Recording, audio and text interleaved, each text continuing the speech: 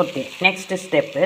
நான் இப்போ இந்த எவரெஸ்ட் சன்னா மசாலா தான் யூஸ் பண்ண போகிறேன்.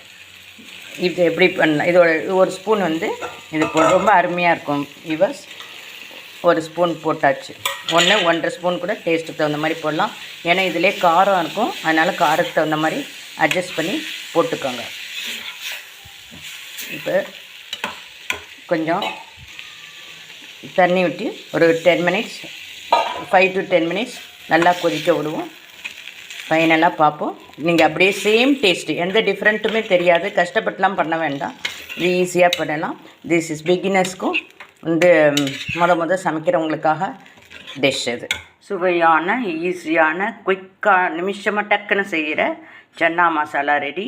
லாஸ்ட்டாக ஏன் சுகர் ஆட் பண்ணால், இந்த எவரெஸ்ட் இதிலெல்லாம் வாங்குகிற மசாலாப்பொடி கொஞ்சம் காட்டாக இருக்கும், வயிற்று எரிச்சல் வரும், சாப்பிட்றச்ச தெரியாது. அப்புறம் அதுக்காக தான் போடுறோம். Okay viewers, thank you for your watching and subscribe. Please share and comment. Thank you. Bye bye.